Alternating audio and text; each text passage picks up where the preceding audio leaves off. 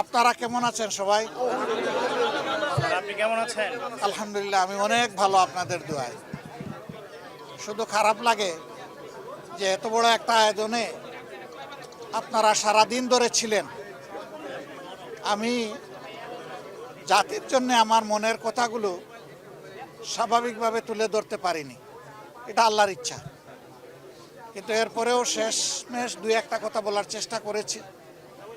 আগামীতে ইনশাল্লাহ আরও সুযোগ আসবে, আরও কথা বলা যাবে। আপনাদের মাধ্যমে দেশে বিদেশে যারা আমার এই সাময়িক অবস্থা দেখে কষ্ট পেয়েছেন, সহানুভূতি প্রকাশ করেছেন, দোয়া করেছেন, তাদের সকলকে সালাম জানাই এবং কৃতজ্ঞতা জানাই।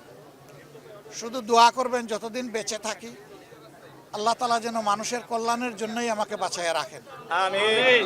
এবং আমার দ্বারা যেন দেশ এবং জাতির কোনো ক্ষতি না হয়। আল্লাহ যেন আমাকে সাহায্য করেন। আর এই দেশটা আমাদের সবার রে ভাই, আমরা সবাই মিলে গড়ব ইনশাআল্লাহ। ইনশাআল্লাহ। আমরা ন্যায় এবং সত্যের পক্ষে থাকব। অন্যায় অসত্য যেখানে সেখানে আমরা দেয়াল তুলে দেব। ইনশাআল্লাহ। অন্যায় অসত্যের প্রতিষ্ঠা যাতে না হয় আমরা দেয়াল তুলে দেব ইনশাআল্লাহ। ইনশাআল্লাহ। ইনশাআল্লাহ। আমরা একটা দেশ আমাদের যুব সমাজের জন্য উপহার দিয়ে যেতে চাই। ইনশাআল্লাহ। যেই যুব সমাজ বুক পেতে আমাদেরকে মুক্তি এনে দিয়েছে, তাদের প্রতি আমাদের দায় আছে, আমাদের দায়িত্ব আছে। তাদের যে আকাঙ্ক্ষা, এটা অস্বাভাবিক কিছু না। আল্লাহ তাআলা সম্প্রতিও কিছু দেশ আমাকে ঘোরার তৌফিক দিয়েছে।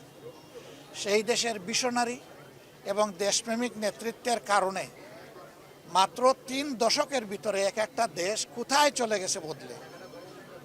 আমরা পারবো ইনশাআল্লাহ। ইনশাআল্লাহ।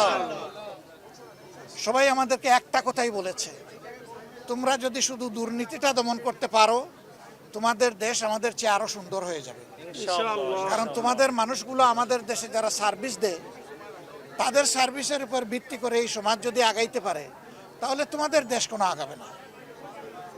আমরা এই জন্যে আজকে বলেছি, কতটুকু বুঝাইতে পেরেছি আমি জানি না, কতটুকু স্পষ্ট হয়েছে আমি জানি না, যে ফেসিবাদ বিদায় নিয়েছে একটা লড়াইয়ের মধ্যে, আরেকটা লড়াইয়ের মাধ্যমে ইনশাল্লাহ দুর্নীতিকে এই দেশ থেকে বিদায় করতে হবে। ইনশাআল্লাহ।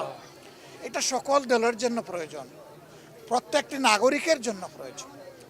এই দুর্নীতি সমাজ থেকে নির্মূল না হওয়া পর্যন্ত নাগরিক জীবনে কোনো ধরনের কোনো নিরাপত্তা আসার কোনো সম্ভাবনা নেই। আল্লাহ তাআলা যেন এই কাজটাও আমাদেরকে করার তৌফিক দেন। আমিন। আর আমার জীবন নিয়ে আমি খুব বেশি উচ্চাভিলাষ তো নাই, আমি কোনো আশাও পোষণ করি না। কিন্তু আল্লাহর কাছে একটা জিনিস চাই, যে জাতির প্রয়োজনে আমিও যেন শহীদ হতে পারি। আপনারা সবাই দোয়া রাখবেন। আসসালামু আলাইকুম।